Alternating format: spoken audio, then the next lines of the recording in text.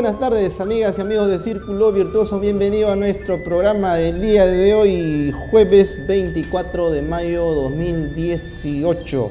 Iniciamos así nuestro programa y de todas maneras haciendo el comentario muy breve referente a la mala práctica que es recurrente en el Parlamento Nacional. Este tema de las compras de los televisores, de los frigobares, estos gastos. Mayor aún, amigas y amigos, sí está en tela de juicio los costos. Acá, por un lado, por la parte del Ejecutivo se habla mucho, y sobre todo por la figura de Martín Vizcarra, que en estos días ha manifestado su preocupación y sobre todo de reducir los gastos corrientes del Estado. Por la parte del Parlamento parece que no pregonan con el ejemplo del Ejecutivo. Todo este tema, por supuesto, que la Contraloría ya va a tomar cartas en el asunto, digamos, ya tomó cartas en el asunto y va a investigar de todas maneras, pese a la oposición del Parlamento, en el sentido de que consideran que la Contraloría no debe entrar a detallar en estos aspectos. Es muy lamentable que esta situación siga ocurriendo en nuestra clase política, porque lo que trata es cuidar nuestras finanzas, cuidar nuestro presupuesto del Estado. Pero como sea consabido, amigas y amigos, nos han pedido que abordemos el tema de las finanzas, cómo cuidar nuestro bolsillo, cómo asegurar que en estas situaciones donde el Perú aún no despega, el tema de la recaudación frenada, la informalidad que no está aún, digamos, creándose en la conciencia de los impuestos. Todo estos temas lo abordaremos con mi invitado, el invitado pues al Círculo Virtuoso, quien ya pues está en la mesa de debates de Círculo Virtuoso, es Víctor Vidal Fernández Castillo. Él es pues un experto en el mundo de las finanzas, magíster, y también es un abogado en derecho corporativo, de manera que tiene todos los conocimientos, las destrezas, las habilidades, la experiencia, amigas y amigos, para abordar este tema tan importante. Por eso, sin mayores preámbulos, yo doy la bienvenida a Víctor. Víctor, muy buenas tardes por estar en el programa de Círculo Virtuoso. ¿Qué tal, Juan? Buenas tardes, gracias por la invitación. Gracias a ti, Víctor, por estar acá en este día un poco saturado en la ciudad del tránsito, pero lo importante es estar, y empezaríamos en todo caso dándole el enfoque a este programa en el sentido de la preocupación del mundo de las finanzas, pero iniciaríamos por el enfoque de las MIPE, la microempresa, estos emprendedores o el emprendimiento, el emprendedurismo, cómo se inicia y qué tanto se aporta desde las finanzas para asegurar que sus proyectos, digamos, se consoliden, entren al mercado, entren a competir también con los grandes, si queremos desagradar un poquito, porque todo emprendedor empieza pues desde abajo y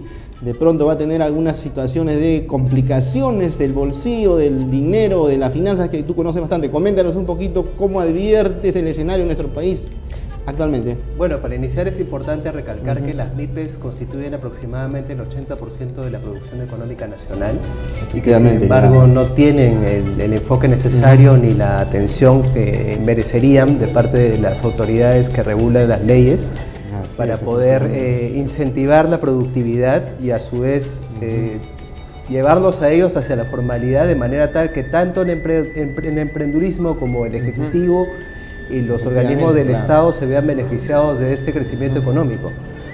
Entonces, en realidad lo que es importante es tratar de determinar los aspectos consustanciales a la misma actividad económica de la MIPE, teniendo en consideración que estas son unidades económicas muy pequeñas, muchas veces formadas por familias o por pequeños trabajadores, así es. Entonces, con una facturación no muy grande, no muy relativa, pero con muchas ganas de trabajar y con mucha creatividad. Efectivamente, pues para crecer en el mercado competitivo, ¿no? Ahora bien, Víctor, como bien dices, pues estos pequeños negocios que normalmente son familiares, amigos o en todo caso a veces trabajadores que tienen un sentido único, en el sentido de crecer y ya no depender, digamos, de un empleador o de una empresa, sino más bien ser el propio jefe, si queremos tomar el término muy conocido, muy coloquial, ¿no? ¿Cómo adviertes de nuestro país?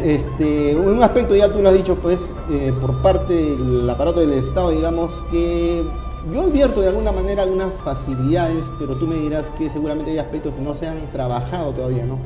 Si consideramos, por ejemplo, la simplificación administrativa, el hecho de la constitución de la empresa, la constitución en línea es una gran ventaja. Este es un tema claro de tramitología, el obtener su RUC, el tema de los permisos municipales. por ese aspecto parece que se ha avanzado. Sin embargo, cuando tú manifiestas, Víctor, en las finanzas algo no se está trabajando muy bien, explícanos un poquito a nuestros televidentes en sentido amplio a qué te refieres cuando hablamos de las finanzas no muy bien abordadas por el Estado para apoyo al sector claro. emprendedor. Bueno, básicamente las finanzas son una técnica que ha sido creada para poder maximizar la rentabilidad del dinero y basan de un presupuesto fundamental, que es el valor del dinero en el tiempo.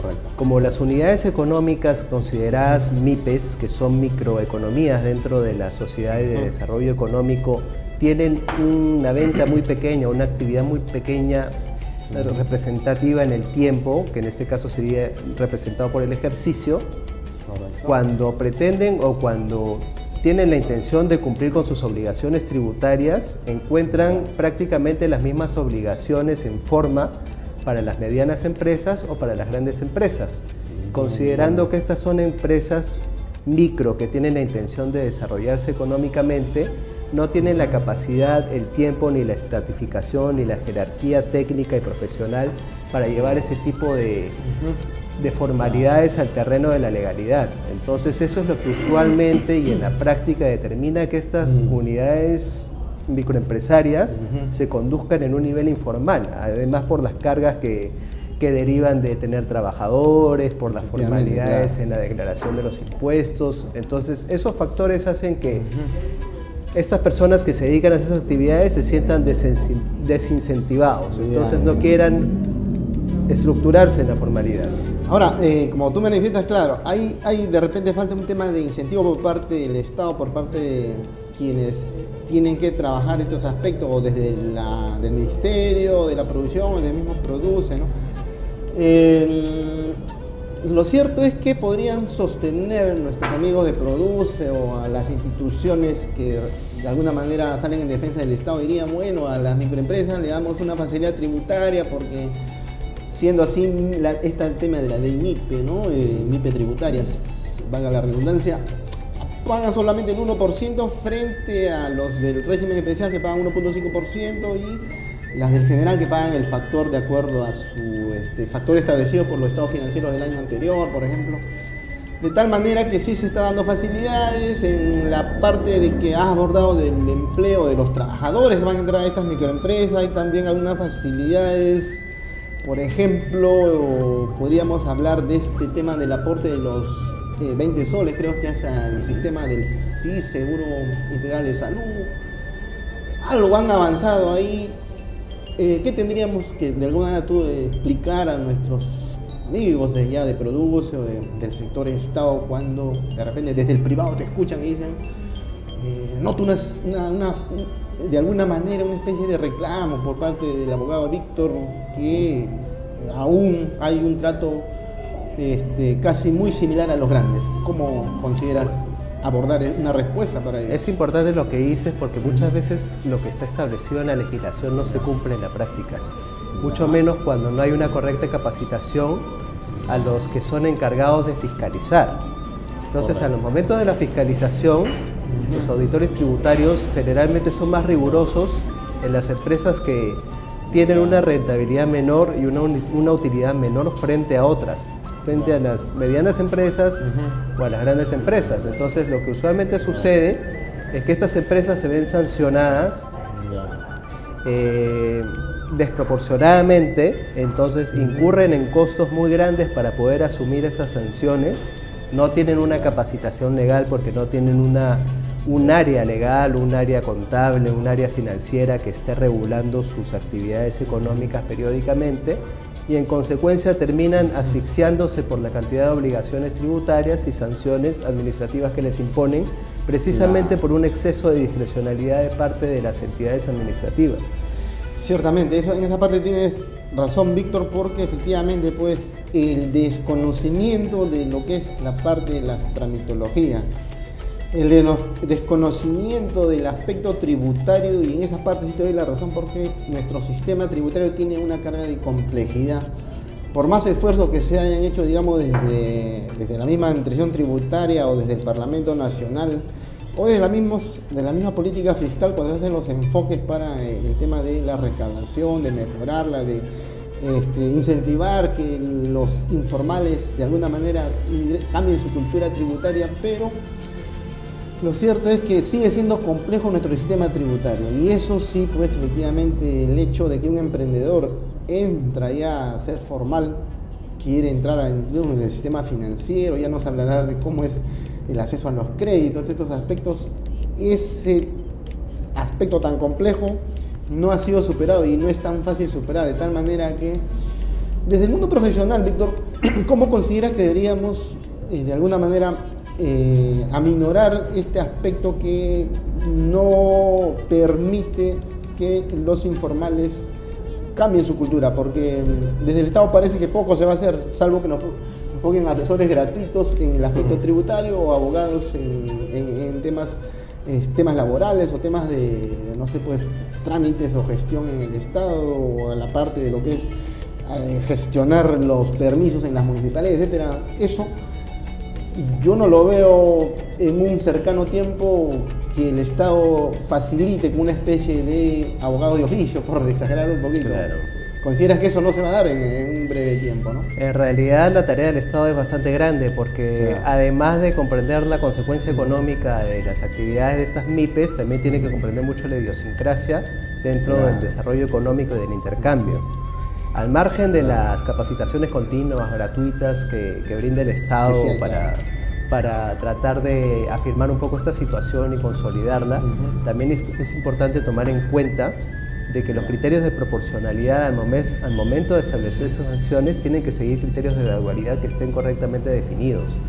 Los criterios de gradualidad en las sanciones, que normalmente son presupuestos administrativos que se tienen que obedecer por orden legal, por imperativo legal, ¿no? O sea, normalmente eso parte de un aviso, posteriormente de una multa, si es que se diera el caso, posteriormente de un comiso de bienes, o sea, dependiendo de la gradualidad del asunto, del carácter complejo de la misma MIPE, para poder optar en cerrar, en multar, en sancionar algún tipo de infracción.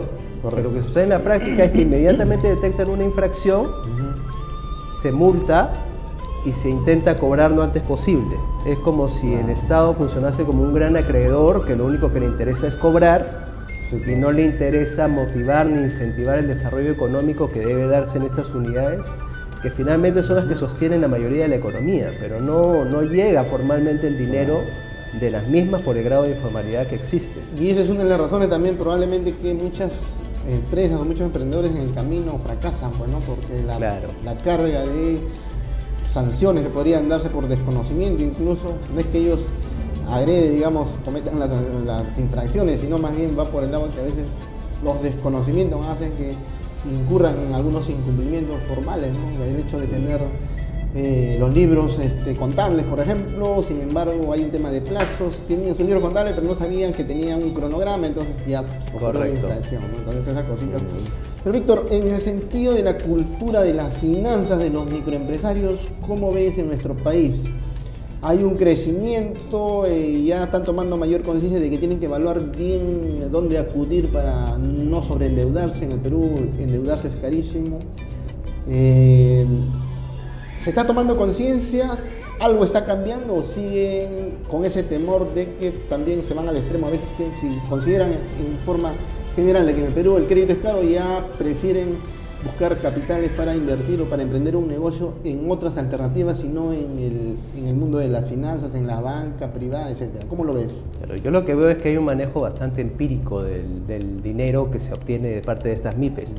O sea, no existe una técnica adecuada para poder rentabilizar el mismo y derivarlo hacia otras opciones de inversión en caso existan excedentes, ¿no? Para ello se necesita cierto manejo de técnicas financieras.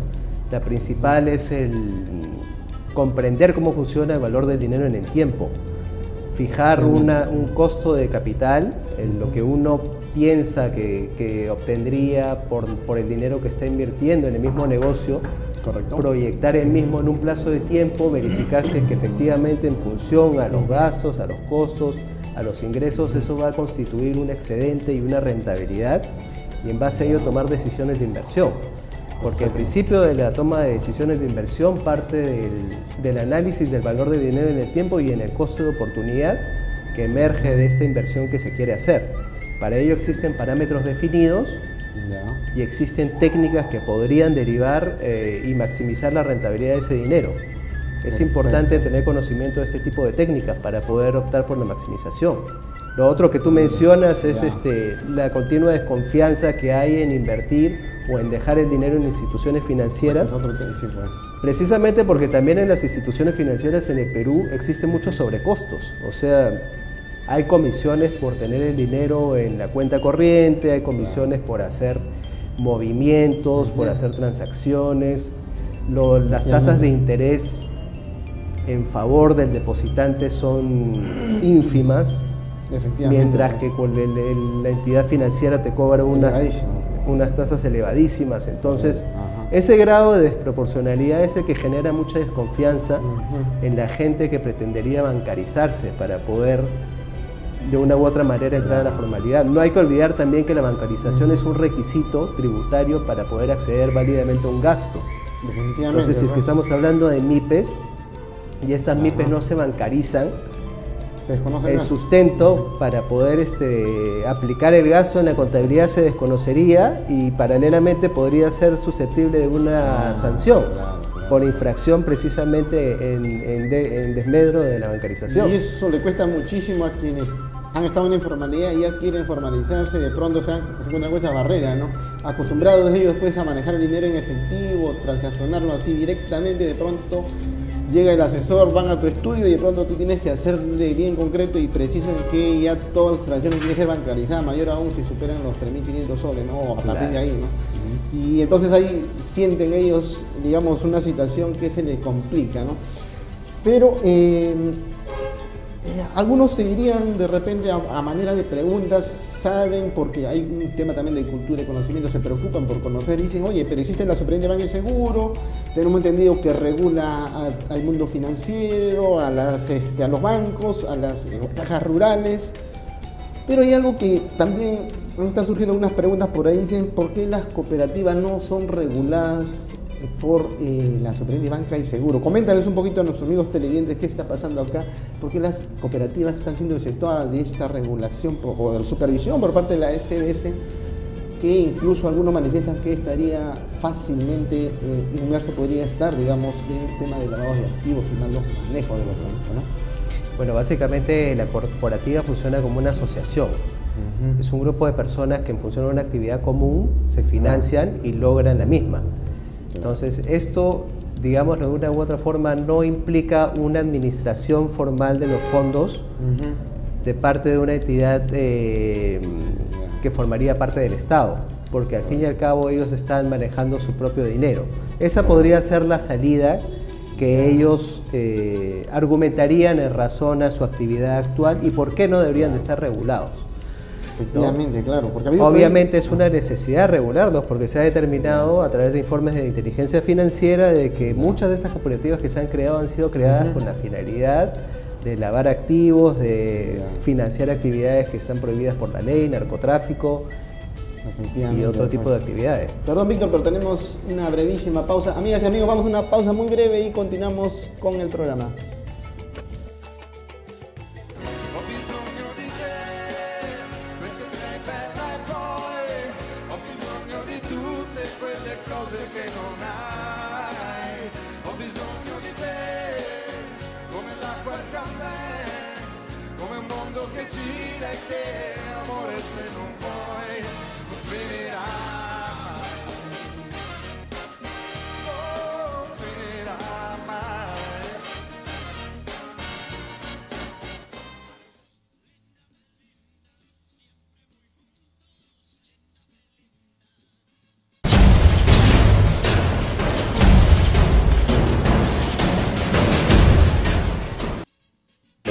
Conocer las noticias es bueno, entenderlas es mejor.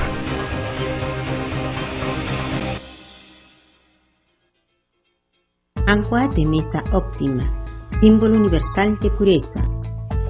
Somos una empresa 100% peruana dedicada a la producción de agua purificada de la más alta calidad. Estamos en el distrito de Chorrillos. Pedidos a los teléfonos 249-0728 y 592-8054.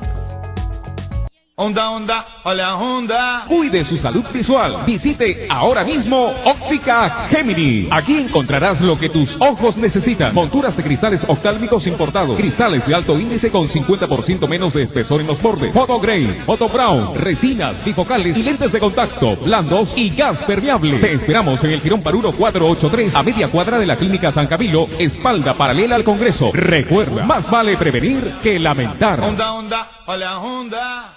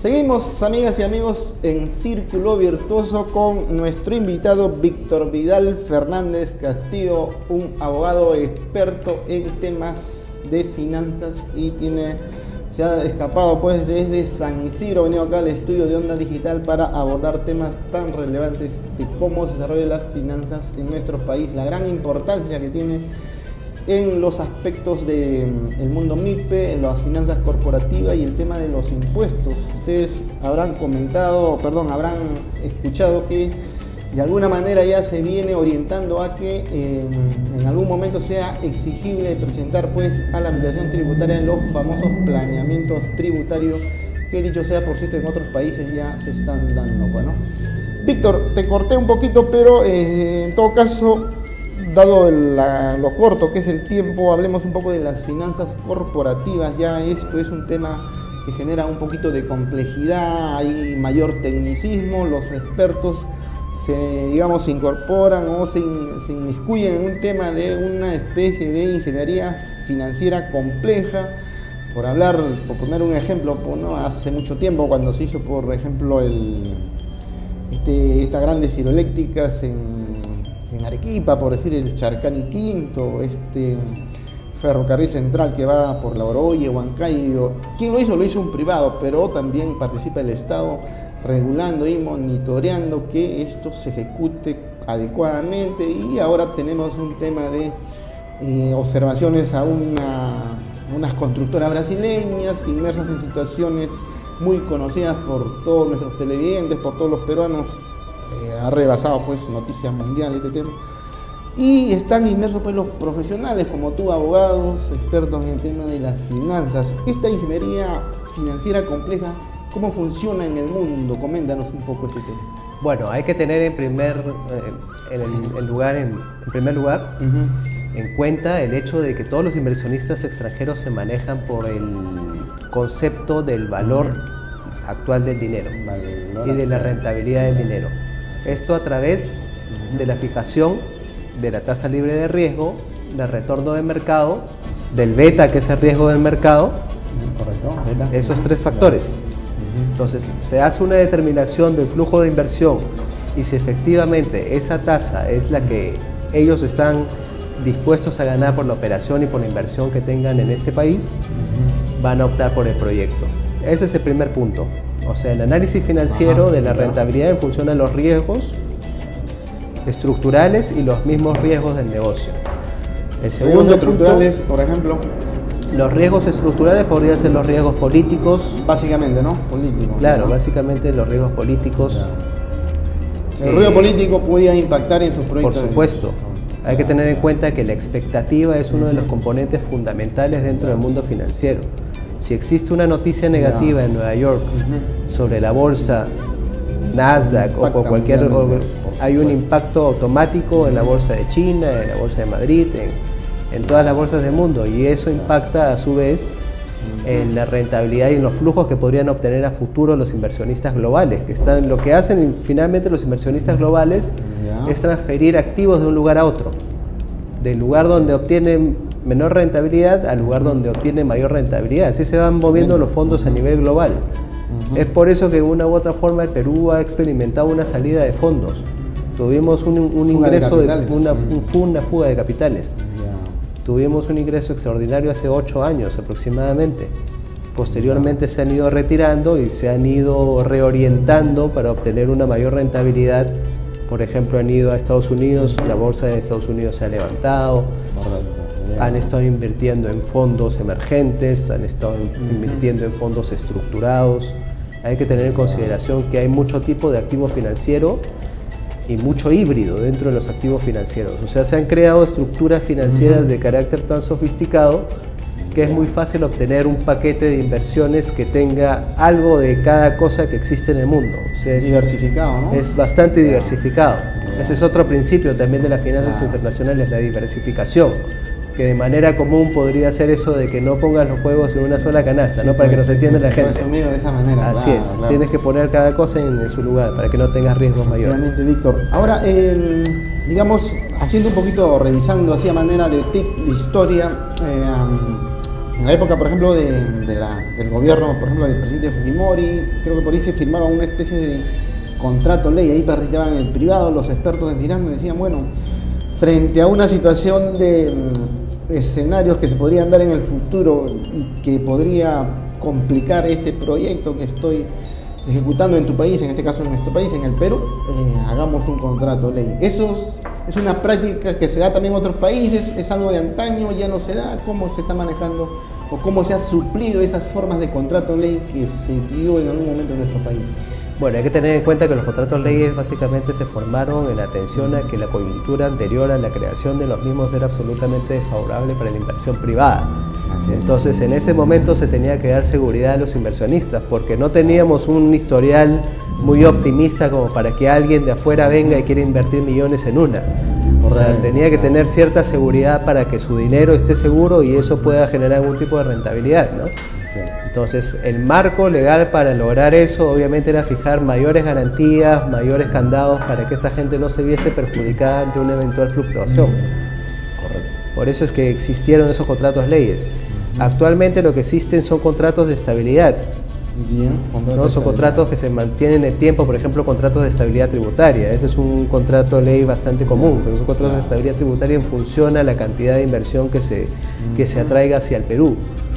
Entonces, eso es lo que normalmente se da en la práctica. Ahora, estos contratos en muchos países de la región son revisables en atención a la movilización y a la fluctuación de los precios. Por ejemplo, tenemos en la región, esta es una región de materias primas, entonces, por ejemplo, en la práctica en Bolivia se han modificado ciertos contratos estables en atención a la variación del precio del gas. Entonces, energético, ¿no? Digamos que la negociación Estado-privado es bastante importante para poder lograr una rentabilidad de ambos lados, ¿no? Perfecto. Ahora, ya en la práctica de estos contratos de estabilidad, Víctor, en realidad, dentro del análisis que tú has hecho de los casos, digamos, muy consabidos, ¿qué es lo que ha fallado acá? Porque, queramos o no, pues, la población advierte ahí de que hay un favoritismo a un poderosísimo. Caso concreto, por ejemplo, se habla mucho, ¿no? El pueblo lo dice así, ¿no? Telefónica tiene, pues, ha ahorrado millones en impuestos y producto de qué, de que esos contratos ley que hicieron en su momento fueron muy mal negociados. Entonces vino un poderoso con sus asesores, nos pintó maravillas y inmediato el Estado lo firmó. Entonces, en esos casos, si hubiera situaciones recurrentes de contratos donde el Estado participe y viene el privado, un extranjero X, podría repetirse una situación en que finalmente el corporativo extranjero termina sacando una enorme ventaja, recupera su inversión no en 10 años, sino en 5 años, y se ahorra muchísimo en impuestos, y podríamos repetir un escenario similar al Telefónica, o eso ya no ocurriría. Eso que tú has mencionado, ese gran problema del Perú, que es la corrupción. Sí, lamentablemente, al momento de negociar los funcionarios del Estado con las entidades privadas, que son entidades enormes de millones que están a nivel global, siempre existen este tipo de circunstancias en las que el menos favorecido es el Estado. Finalmente, ¿quién sostiene eso? Todos los usuarios, que somos nosotros, a través del uso de estos servicios, por ejemplo el de telefonía que tú has mencionado. Ellos fijan una tarifa y bueno, tienes que optar y por esa tarifa sí o sí, mucho menos si es que el ámbito de la competencia y de la oferta del mismo servicio no es tan amplio, como en el caso del Perú, que hasta hace poco recién han entrado un par de operadores más, pero el monopolio durante mucho tiempo lo tuvo Telefónica. Entonces Telefónica era libre de elegir la tarifa que ellos creyeran conveniente, y obviamente el que tenía que contar con ese servicio, que posteriormente se volvió un servicio ya pues obligatorio, porque las comunicaciones son obligatorias, tenía que aceptar sí o sí. Claro, ahora lo cierto es que las complejidades en los contratos, esto van a existir siempre, ¿no?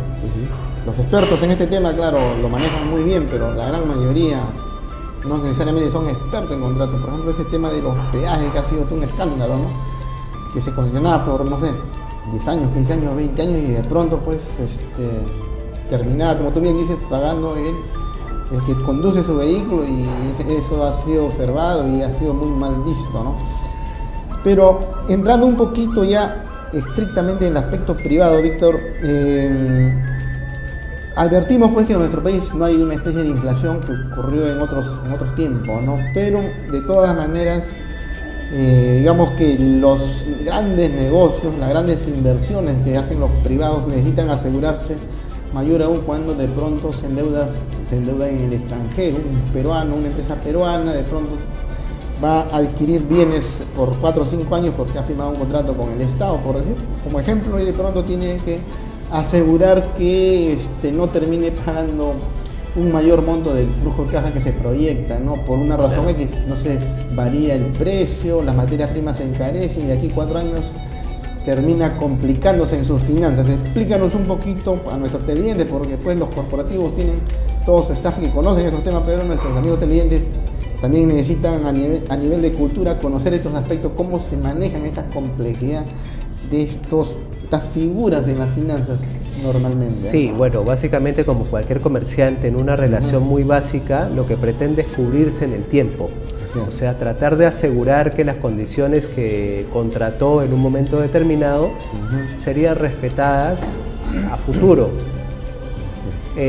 Al margen de que existan fluctuaciones en los valores de venta o existan fluctuaciones en las contrataciones iniciales. Para eso, ¿qué es lo que se hace? Hay unos contratos que se denominan contratos a futuro. Esto es una figura muy nueva y muy financiera, en la que un eventual comprador y un eventual vendedor, o un adquirente de un servicio, o un proyectista, un inversionista que quiere hacer un proyecto de inversión, contrata una tasa a futuro, una tasa de interés, para que sea respetada de repente desde el inicio del proyecto de inversión hasta la finalización del proyecto de inversión. Perfecto. Entonces eso se mantiene en el tiempo. La otra parte tiene una opción, que es la de respetarla, y obviamente dentro del manejo del contrato existirían cláusulas de resolución de las mismas. Correcto. Que podrían ser, pues, se denomina mucho esto covenant, es como una cobertura frente a situaciones externas.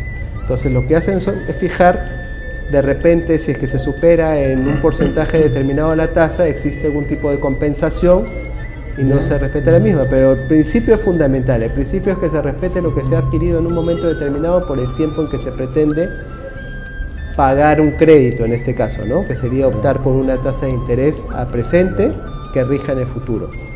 El contrato a futuro, ¿no? Y el otro contrato, el swap, ¿está bien pronunciado así? Swaps. Ese es otro contrato. Es un contrato muy similar, la base es la misma. Lo que pasa es que pueden haber swaps de monedas, pueden haber swaps de tasas de interés, pueden haber swaps de café, o sea, el concepto es el mismo, es asegurar una tasa a futuro, o en este caso el precio de un bien a futuro, en el caso de que fuese café. Sí.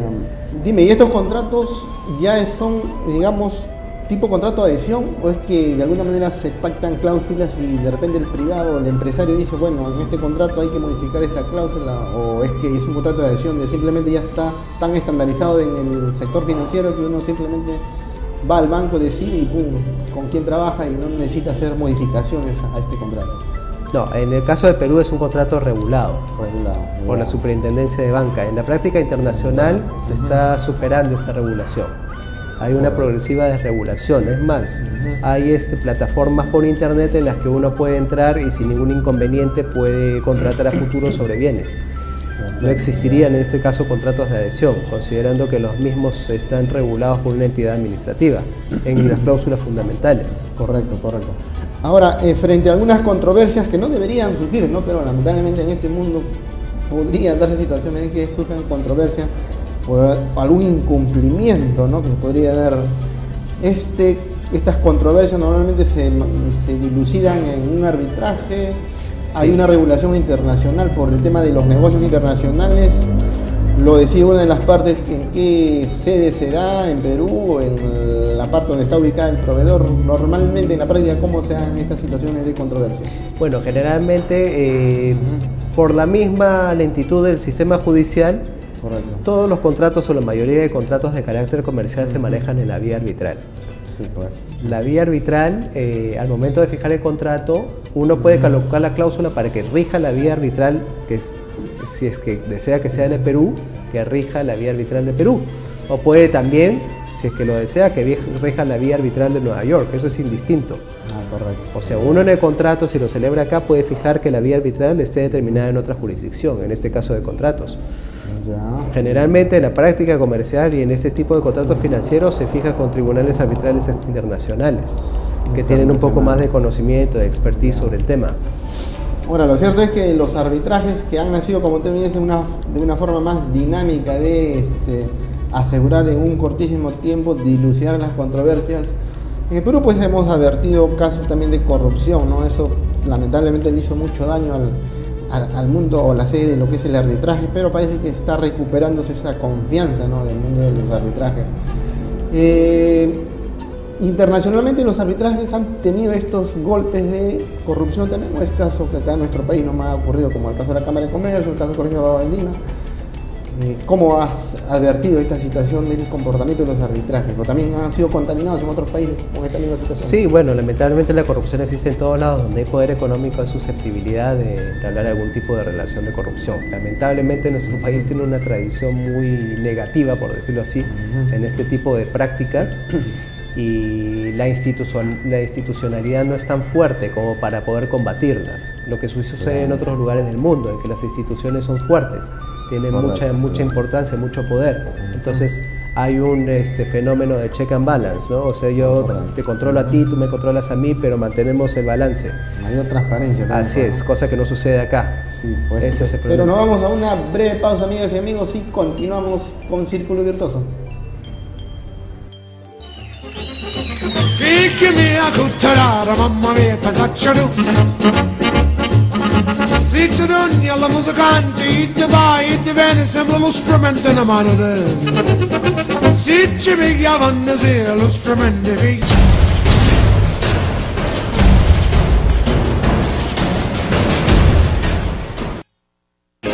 Conocer las noticias es bueno, entenderlas es mejor.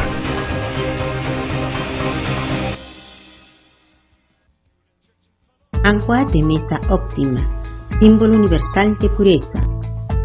Somos una empresa 100% peruana dedicada a la producción de agua purificada de la más alta calidad. Estamos en el distrito de Chorrillos. Pedidos a los teléfonos 249-0728 y 592-8054. Onda, onda, hola Honda. Cuide su salud visual. Visite ahora mismo Óptica Gemini. Aquí encontrarás lo que tus ojos necesitan. Monturas de cristales oftálmicos importados. Cristales de alto índice con 50% menos de espesor en los bordes. Photo Gray, Photo Brown, resinas, bifocales y lentes de contacto, blandos y gas permeable. Te esperamos en el Girón Paruro 483, a media cuadra de la Clínica San Camilo, espalda paralela al Congreso. Recuerda, más vale prevenir que lamentar. Honda, Honda, hola Honda.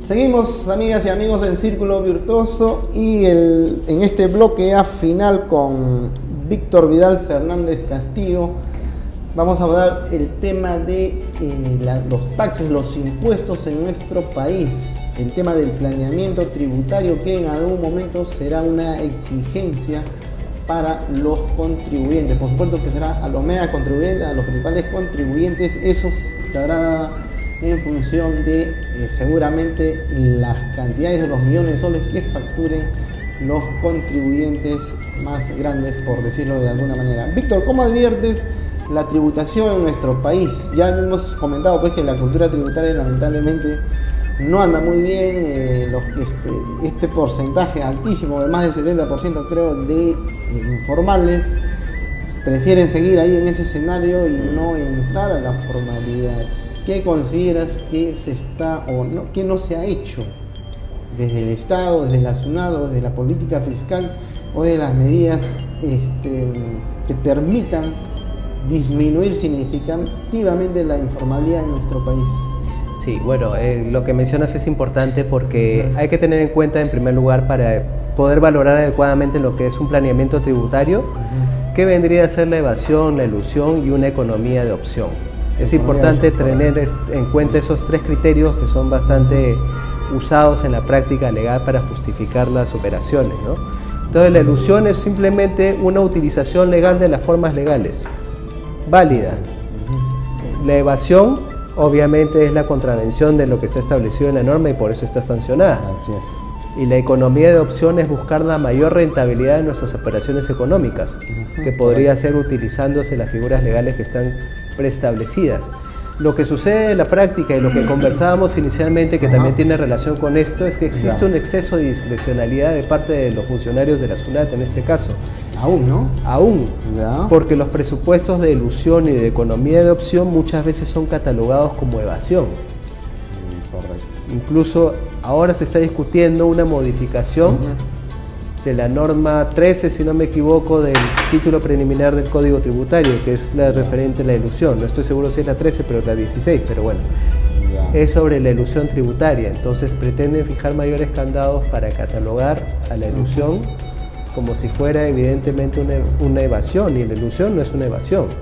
Efectivamente, pues de alguna manera está revestida de cierta juridicidad, ¿no? Ahora, precisando un poquito, Víctor, la evasión es la más riesgosa, por cierto, porque simplemente el contribuyente no acata las normas y no paga sus impuestos y no cumple ni siquiera con las formalidades. Mayor aún, seguramente no emitirá los comprobantes de pago correspondientes o no bancarizará, toda una informalidad, ¿no?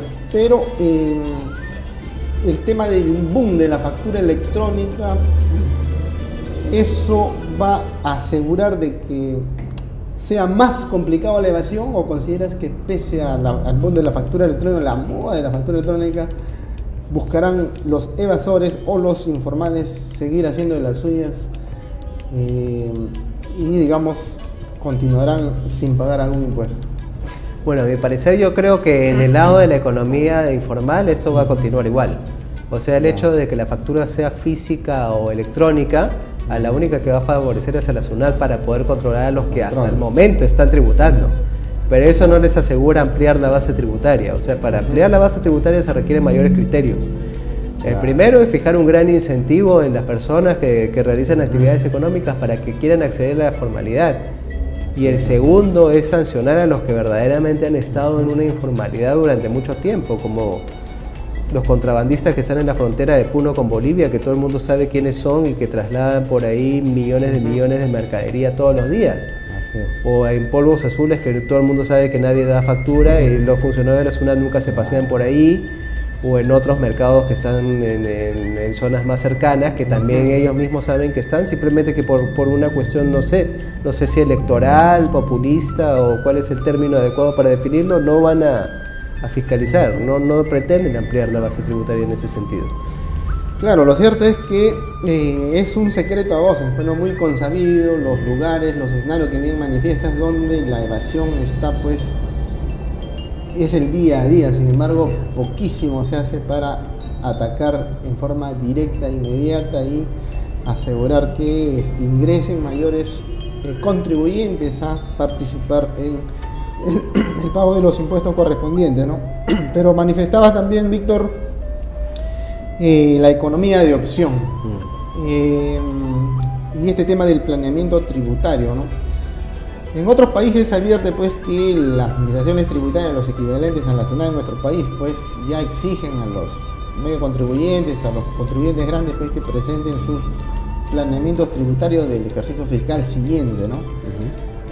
Sin embargo, pues eso sí, y creo que este plan o este proyecto que tiene la SUNAT en algún momento se aplicará, no sé si será el próximo año o el 2020, bueno. ¿Eso qué tanto va a asegurar que haya mayor transparencia en materia de impuestos? ¿O es que es una formalidad para tener de alguna manera en perspectiva cómo piensa ese medio contribuyente a nivel de su proyección de pago de impuestos? Bueno, en realidad para comenzar yo pienso que es una propuesta un poco inconstitucional, porque en nuestro sistema legal lo que prima es la autonomía privada.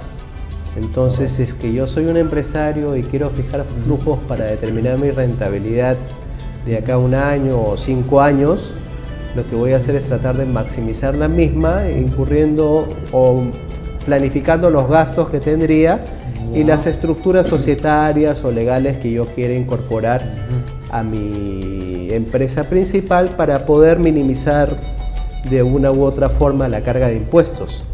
Correcto. Sin que esto implique una minimización de los precios de mercado, porque ese es un asunto adicional de los precios de transferencia. Pero digamos que yo podría fijar economías de opción válidamente sin la necesidad de asumir una carga adicional, porque sería una carga adicional presentar un informe de este tipo a la SUNAT, con todo lo que ello conlleva, ¿no? Porque tendría que contratar asesores que me elaboren el informe de planeamiento tributario en tal periodo que requieren administración tributaria, tendría que asumir obligaciones y cargas financieras que en el momento no tengo, en vez de estar procurando gerenciar adecuadamente mi empresa para que sea más rentable. Ya, Víctor, pero ahí el escenario es algo que podría generar esta incontinuidad, porque algunos televidentes podrían manifestar que siendo una práctica internacional, no de todos los países, ¿no? Ciertos países donde sus administraciones sí exigen a los contribuyentes su planeamiento tributario, dirían, pues el abogado Víctor está manifestando un contrasentido, porque si es una práctica que se permite en otros países, ¿por qué en nuestro país debería ser inconstitucional? Acláranos un poquito ese tema. Bueno, lo que sucede es que, como te venía manifestando, lo que prima en ese lugar es la autonomía de la voluntad, la libertad de la contratación y dentro de ese sentido la maximización de la rentabilidad, porque nuestro sistema constitucional es una economía social de mercado que tiende a ser una economía de mercado y que además pasa de un sistema fiscalista a un sistema garantista. en donde se privilegian los derechos fundamentales de las personas, tanto naturales como personas jurídicas.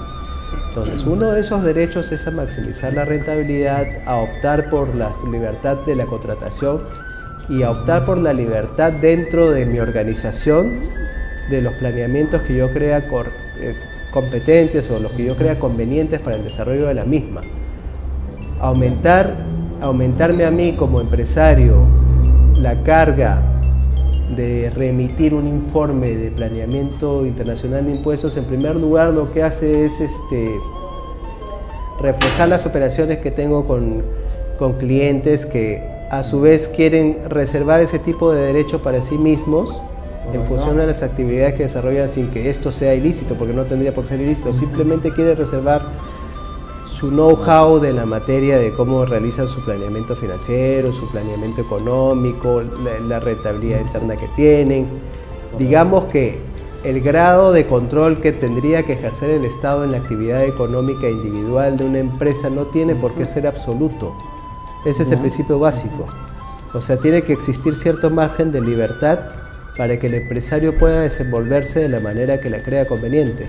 Si vamos a entrar a un terreno de indagación adicional a la que ya existe, que no se aplica en todos porque la base tributaria es reducida, lo que vamos a hacer es que los que están obligados a presentar y que hasta el momento están fiscalizados asuman mayores responsabilidades y los que no están fiscalizados nunca sean fiscalizados. Y mantenemos un círculo vicioso en una situación económica que a nadie favorece.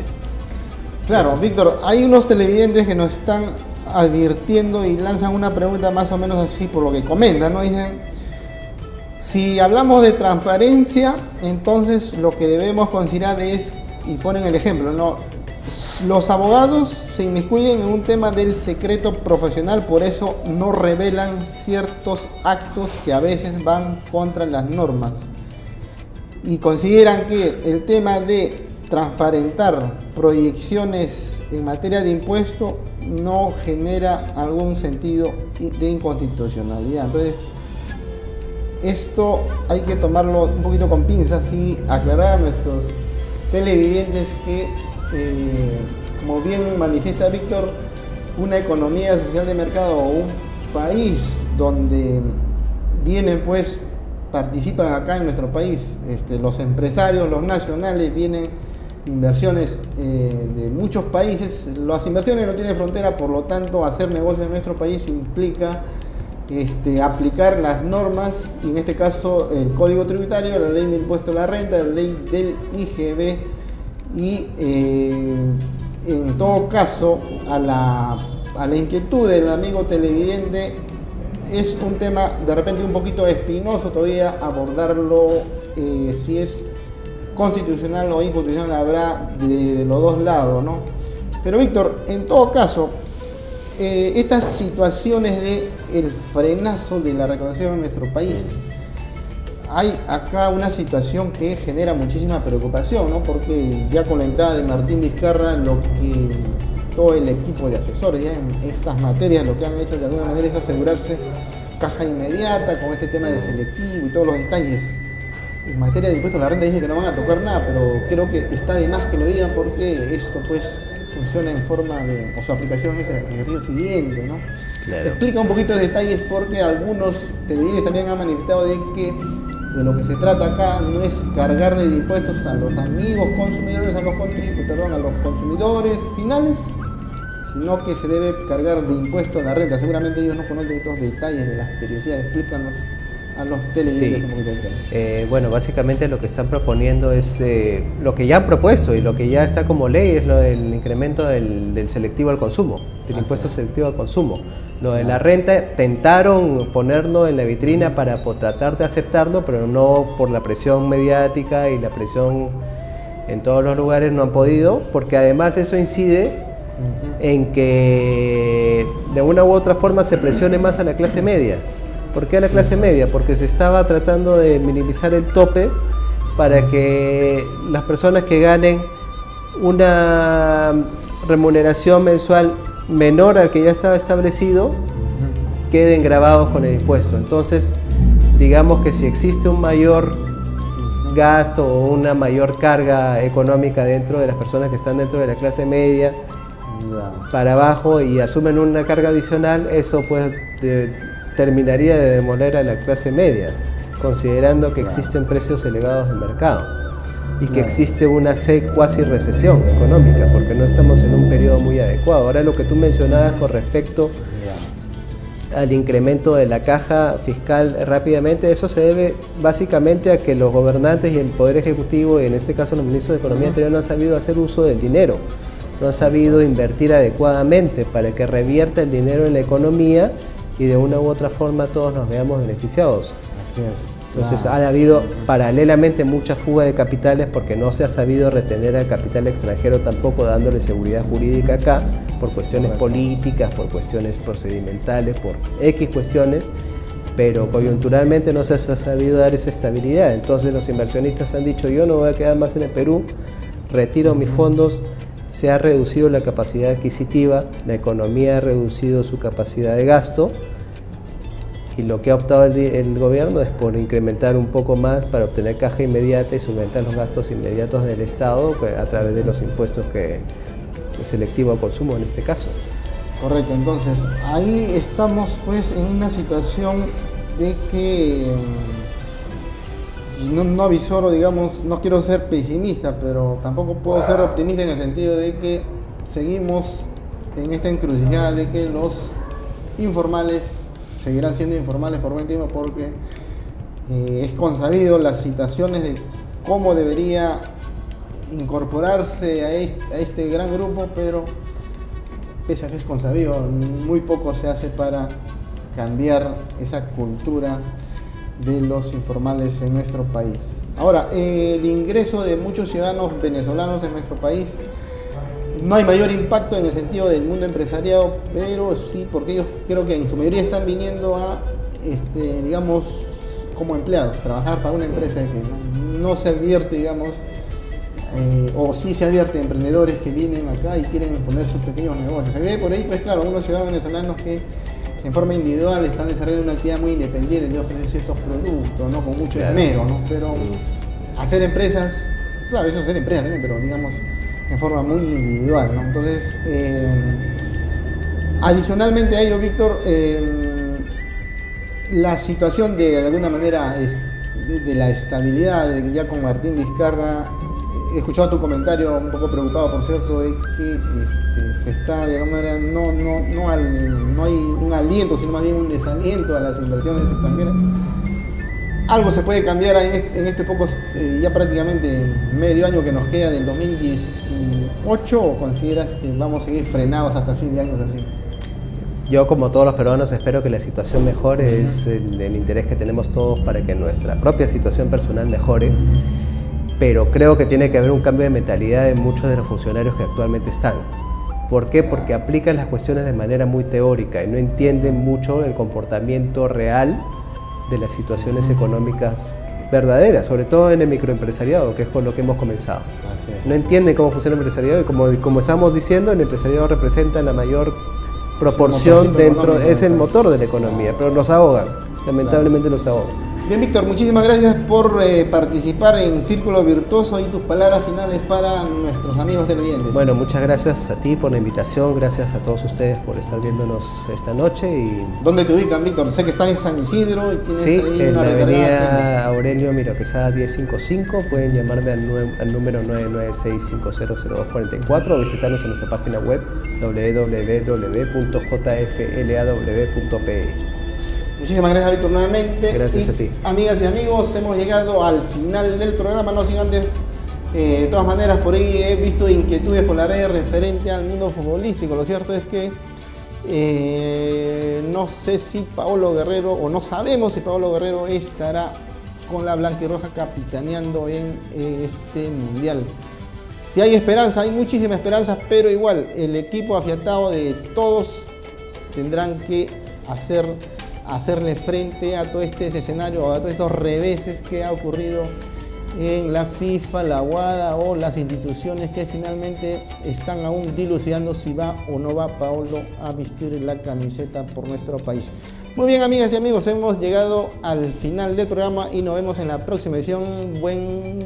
Feliz noche y bueno, todavía quedan el día de mañana viernes y que disfruten del buen fin de semana siguiente. Hasta luego.